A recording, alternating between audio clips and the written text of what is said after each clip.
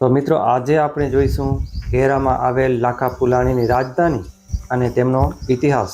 નમસ્કાર મિત્રો, હું છું કિશોર વાઘેલા અને આપ જોઈ રહ્યા છો વાઘેલા નેચર વ્લોગ। તો મિત્રો આજે આપણે આવ્યા છીએ કેરા અને કેરામાં આપણે આજે જોઈશું લાખા ફુલાણીનો જે રાજધાની હતી તે જોઈશું આજે। તો બને રહો વિડીયોમાં। તો અહીંથી શરૂઆત થાય છે। આ અહીં ગેટ છે અંદર આવવાનો ને ગેટ અંદરથી અહીં બાજુમાં એક ગઢ જેવું દેખાય છે કિલ્લો, અને આ તો હાલમાં બનાવાયા છે નાના નાના, ને આ મેઇન રસ્તો છે મિત્રો। અહીંથી આપણે અંદર જઈશું અને જોઈશું કે શું શું જોવા જેવું છે। તો આપણા દાનવીર જે કરણ જેને કહેતા એવા લાખા ફુલાણી એ પણ દાનમાં સોના ચાંદીના ઘણા દાન કર્યા છે, તે પણ પ્રખ્યાત છે અને આપણા રાજા કહેવાતા અહીંના।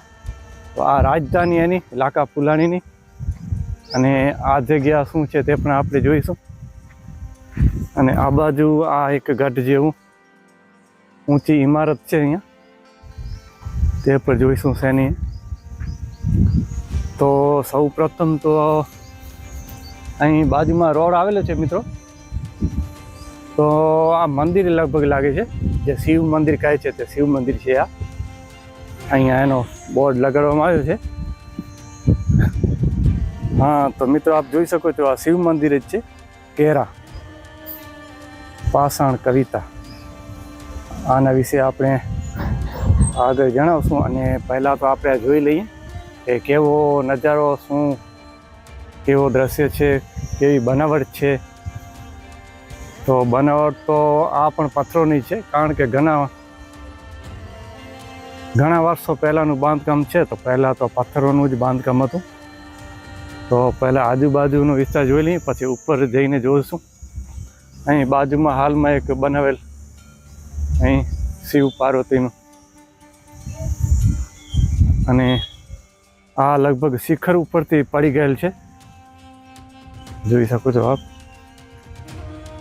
પથ્થર શિખરનું છે આ। અને આ નીચેની દિવાલ છે અહીંયા। આ છે લગભગ ગઢની દિવાલ લાગે છે, ગોલ રાંગ જેવી દેખાય છે। અને હવે આપણે ઉપર ચડીને જોઈશું કે મંદિર કેવું દેખાય છે।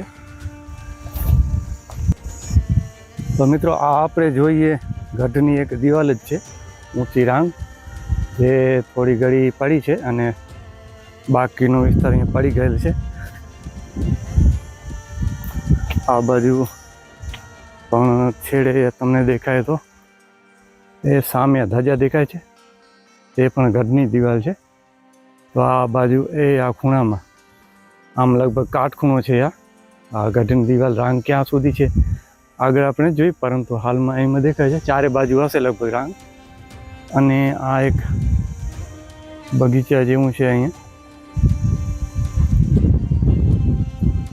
અને મિત્રો આ છે મંદિર। તો પહેલાં આપણે દર્શન કરી લઈએ ભોળેનાથના।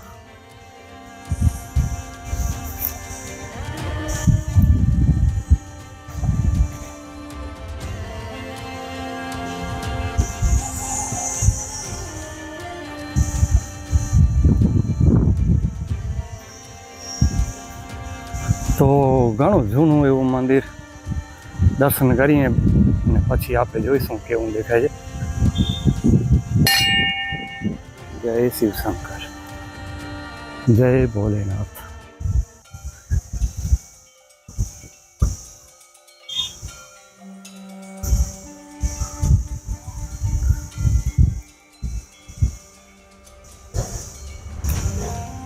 અને હાલ તો બહુ ખરાબ પોઝિશનમાં છે મિત્રો। આ બાજુથી અહીં પ્રદક્ષિણા છે।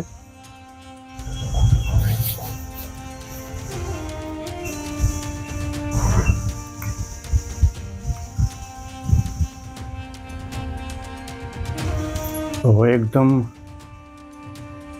પ્રદક્ષિણા કરી લઈએ આપે, જોઈ શકો છો આપ। બહુ જર્જરિત હાલતમાં છે, ચામાચીડિયા પણ જોવા મળે છે અહીંયા। તો બહુ આ બારીઓ પણ બધી બનાવવામાં આવી છે. તો અંદર આપણે કોઈ, મને નથી લાગતું અહીં કોઈ આવતું હશે, કારણ કે બહુ ખરાબ હાલતમાં મિત્રો જોઈ શકો છો આપ. આ લાકડાના ટેકા ભરાવ્યા છે, જોઈ શકો છો આપ. બનાવટ તો બહુ સારી છે, કારીગરી, પરંતુ ઘણો સમય થઈ ગયો. અને આ આપ જોઈ શકો છો અહીં છોકરાઓ, કોઈ માણસો આવતા હશે જે રમે છે કાંકરીવાળી રમત ટાઈમ પાસ કરવા માટે. તો હવે નીચે આપણે જોઈએ મંદિર તો, અને આ બાજુ કંઈક આપણે દેખાય છે તે પણ જોઈ લઈએ. તો અહીંયા એક પથ્થર ખૂંચેલો છે મિત્રો, શાનો છે આપણે ખબર નથી, પરંતુ ગોળ આકારનો પથ્થર હાલમાં ખૂંચેલો છે અહીંયા. જે હોય તે આપણે વધારે જાણકારી નથી. અને આ મોટા પથ્થર પણ ડિઝાઇનવાળા આપ જોઈ શકો છો, પડી ગયેલ છે પહેલાંના.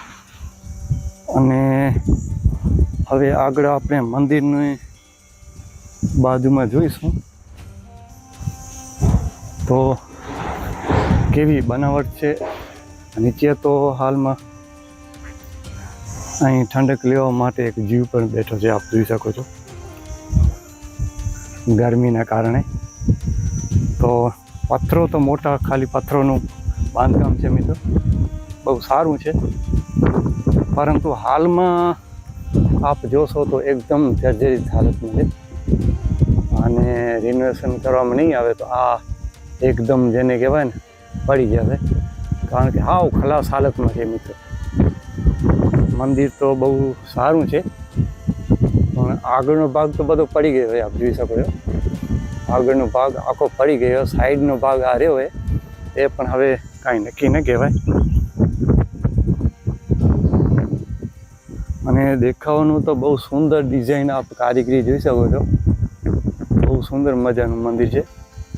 પથ્થરોનું જ કોતરકામ કરીને બનાવવામાં આવ્યું છે. અહીં બાજુમાં જાળી ઘણી વધી ગઈ છે, બાવર, પણ અહીં લાગે છે કે પથરા અને બાંધકામને એવું દેખાઈ રહ્યું છે કે અહીંયા મકાનો કે રહેવાનું કે કંઈક હશે એમ. આ બાજુ પણ આપણે આ ગઢની દિવાલ દેખાઈ રહી છે. આપણે પહેલાં કાટખૂણા બાજુ જોઈ હતી, આ પણ અહીંથી, એ પણ પહેલાં આપણે મંદિર જોઈ લઈએ પછી એ જોશું. તો અહીં પણ આપ જોઈ શકો છો, બપોરનો સમય છે, સૂર્ય આપણી ઉપર જ છે, તો થોડુંક દેખાવામાં મુશ્કેલી પડશે, પરંતુ આપણે જોઈ લઈએ કે બનાવટ બહુ સારી, જેને કહેવાય ને પથ્થરની બનાવટ, મૂર્તિઓ.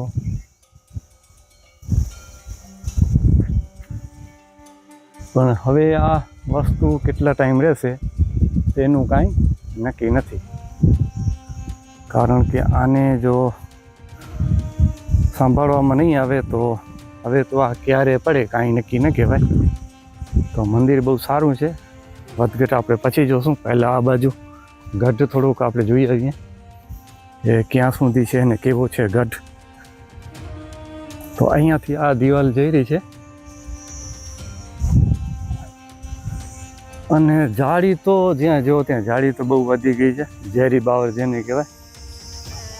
હાલવાની પણ જગ્યા નથી, જોઈ શકો છો આપ. આપણે રસ્તો ક્યાંકથી જોઈશું અને અહીં જવાની કોશિશ કરીશું. ગરમી પણ બહુ વધારે છે મિત્રો. અહીંયા એક સારું એવું દેખાય છે પ્રવેશ દ્વાર. તો આ ગઢ જ છે ચારે બાજુ, અને આ છે પ્રવેશ દ્વાર. પ્રવેશ દ્વાર છે કે બીજું કંઈ એની અંદર દરવાજો છે, મતલબમાં એના અંદર જોઈએ આપણે શું છે.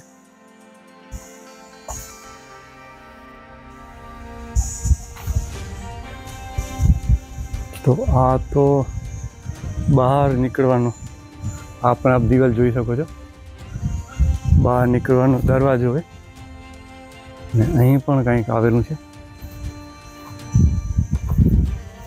અહીં નાનું મંદિર છે મિત્રો એક,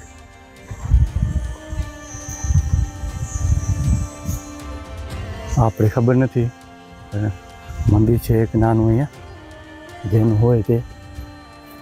અને આ બાજુ દિવાલ કેટલી છે તે પણ આપણે જોઈશું. બહાર જવાનો રસ્તો, આ ગઢની દિવાલ, આ દરવાજો, આ ભાગ બધો પડી ગયેલ છે. અને આ છે દિવાલ ગઢની.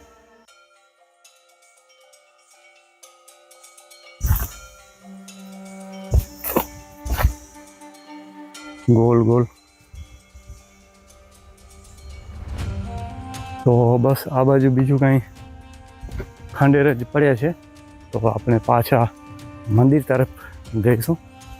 અને મિત્રો, હવે જાણીએ લાખા ફુલાણીનો ઇતિહાસ વિશે.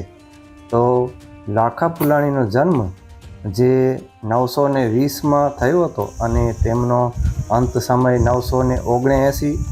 આટકોટ સૌરાષ્ટ્રમાં કચ્છનો સમાવંશનો મૂળરાજ સોલંકીનો સમકાલીન રાજવી.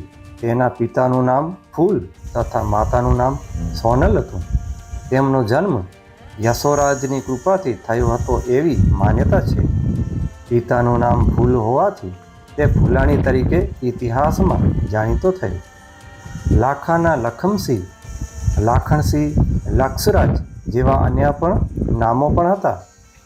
લાખાએ અણઘોર ગઢમાંથી રાજધાની એવી કેરા ખાતે ફેરવી અને ફરતો કોટ બંધાવ્યો. તેથી આ સ્થળ કેરાકોટ તરીકે પણ ઓળખાય છે. મૂળ રાજ સોલંકીએ લાખાના રાજ્ય પર 11 વાર ચડાઈ કરી અને 11 વાર લાખાએ તેણે હરાવીને પાછો કાઢ્યો. છેલ્લી 12મી લડાઈમાં મૂળ રાજના હાથે લાખાનું મૃત્યુ થયું છે. હેમચંદ્રાચાર્ય પ્રમાણે મૂળ રાજે જૂનાગઢના રાજા ગ્રાહરીપુરના રાજ્ય ઉપર ચડાઈ કરી હતી.